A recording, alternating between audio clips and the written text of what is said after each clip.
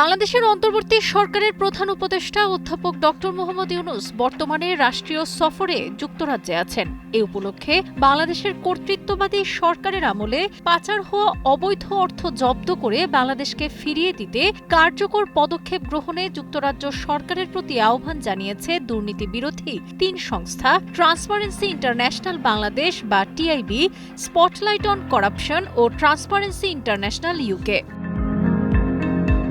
TIB গণমাধ্যমে পাঠানো এক বিজ্ঞপ্তিতে এই তথ্য জানিয়েছে। এতে বলা হয়, তিন সংস্থা যুক্তরাজ্য সরকারকে সেদেশে অবস্থানরত সন্দেহভাজন অর্থ পাচারকারী বাংলাদেশি অলিগার যাদের দুর্নীতি ও চৌর্যবৃত্তির সঙ্গে জড়িত থাকার সন্দেহের যথেষ্ট কারণ রয়েছে তাদের উপর নিষেধাজ্ঞা আরোপের আহ্বান জানিয়েছে। সেই সঙ্গে যুক্তরাজ্যে পাচার হওয়া সম্পদ পুনরুদ্ধারে দেশটির আইন প্রয়োগকারী সংস্থাগুলোর প্রচেষ্টা জোরদার করতে বলেছে। টিআইবির নির্বাহী পরিচালক ইফতেখারুজ্জামান বলেন, বাংলাদেশে গণতান্ত্রিক উত্তরণ ও জবাবদিহিমূলক সুশাসনের পথে অগ্রযাত্রার অভূতপূর্ব সম্ভাবনার বর্তমান সুযোগের সর্বোচ্চ সৎ ব্যবহারের লক্ষ্যে যুক্তরাজ্য সরকারকে জরুরি ভিত্তিতে এগিয়ে আসতে হবে।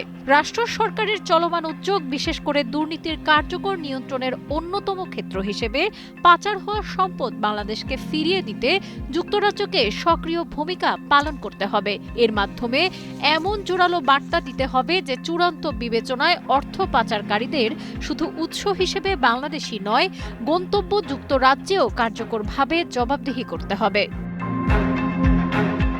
সব মশার বিরুদ্ধে সুরক্ষা দিতে এলো বসুন্ধরা এক্সট্রিম অ্যারোসল, মশার বিরুদ্ধে এক্সট্রিম সুরক্ষা। স্পটলাইট অন করাপশনের নির্বাহী পরিচালক সুজান হাউলি বলেন, সময় নষ্ট না করে তাৎক্ষণিকভাবে যুক্তরাজ্য সরকারের উচিত বাংলাদেশ থেকে পাচার হওয়া অর্থ জব্দে কার্যকর পদক্ষেপ গ্রহণ করা।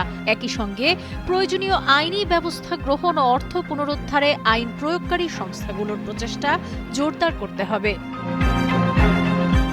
উল্লেখ্য, দ্য অবজারভার ও ট্রান্সপারেন্সি ইন্টারন্যাশনাল ইউকের তদন্তে যুক্তরাজ্যে শেখ হাসিনার ঘনিষ্ঠজনদের মালিকানাধীন কমপক্ষে 40 কোটি পাউন্ড মূল্যের সম্পত্তির সন্ধান পাওয়া গেছে। যুক্তরাজ্যের ন্যাশনাল ক্রাইম এজেন্সি এনসিএ ইতিমধ্যে 90 মিলিয়ন পাউন্ড মূল্যের সম্পদ জব্দ করেছে। এ বিষয়ে বাংলাদেশে নিযুক্ত ব্রিটিশ হাই কমিশনার শান্তি পুনরুদ্ধার ও জবাবদিহি নিশ্চিতে অন্তর্বর্তীকালীন সরকারকে সর্বাত্মক সহযোগিতার প্রতিশ্রুতি দিয়েছেন। অন্যদিকে ব্রিটিশ পররাষ্ট্র সচিব অর্থ পাচারের স্বর্ণযুগ শেষ হয়েছে বলে মন্তব্য করেছেন। সাবরিনা কাজী, কালের কণ্ঠ।